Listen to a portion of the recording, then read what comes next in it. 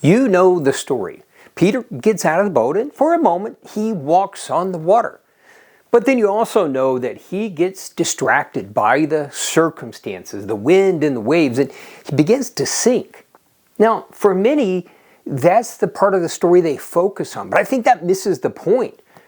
One is, Peter actually, for a moment, participated in the miraculous, in the amazing. He actually walked on the water.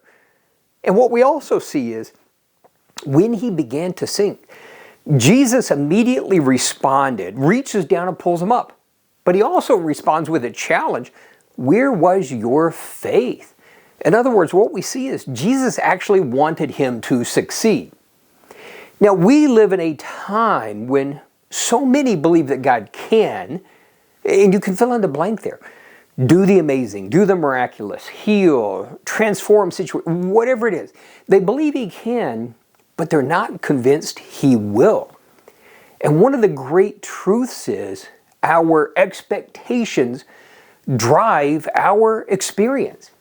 That the more we accept that wait and see attitude, just the hope that God will do, but not this real conviction, that we are held back. And it's time to reset the new normal, what we expect as normal. And so let's talk about how to do that.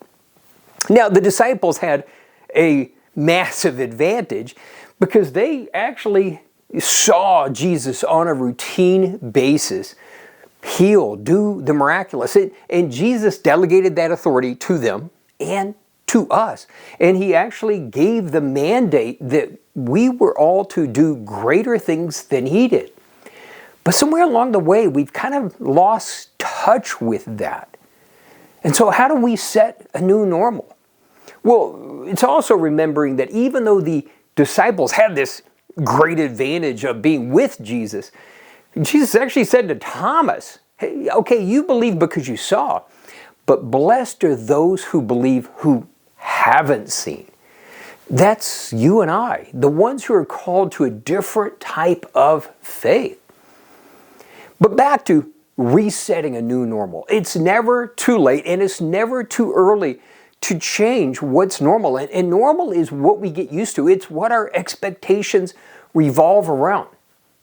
So let me throw out a little concept for you here. So John says that, beloved, I desire that you would prosper and be in health as your soul prospers.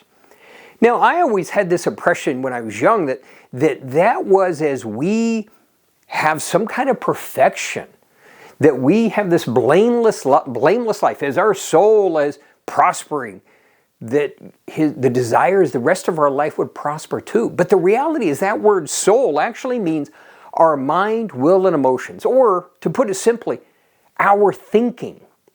As our thinking, as our feelings, our expectations, as they prosper, the expectation is other areas of our life would prosper also. And so how do we do that? Well, so much of it is, yes, about believing what we learn, but also, here's the challenge for people to rise to a whole new level. Here's the challenge. Begin to see everything that comes before you as an invitation. And let me give you an example. Obviously, it's not everything, but that challenge, that's your invitation to faith. That Bible principle that maybe is a little challenging, maybe it's giving, that's your invitation to step out by faith.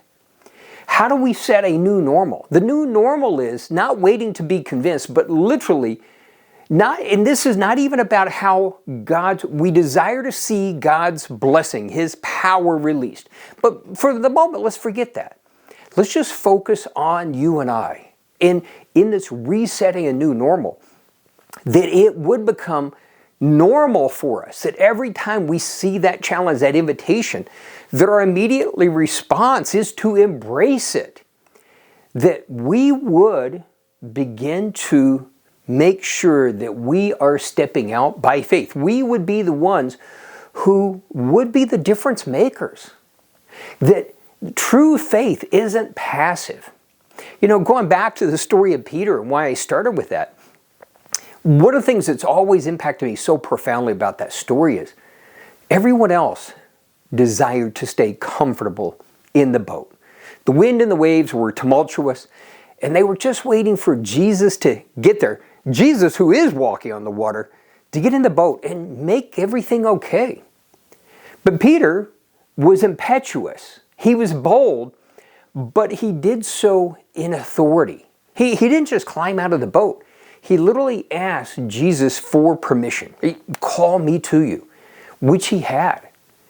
We need to reset. And what happens is the more we begin to embrace every challenge as an invitation to faith, again, leaving the results to God for the moment, just changing our expectations, that it would become reflexive for us that each challenge, whether it's a challenge in life, it's a principle in the Bible that maybe challenges our paradigm, challenges our thinking, that we would establish a new normal, that our new normal would be to respond boldly and recognize that even when we get it wrong, because we will, from time to time, we will get it wrong. And that's the beauty, is embracing the trust that even when we get it wrong, Jesus, like Peter, will reach down, pull us up, and a gentle challenge. Hey, where was your faith?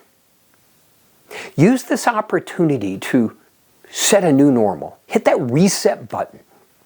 That our thinking, our expectations would change, and that would drive our experience. Use this opportunity to reset and begin to look at every challenge, every principle as an invitation to change expectations, which will then begin to change the experience. And that will flow out from us and impact the world around us.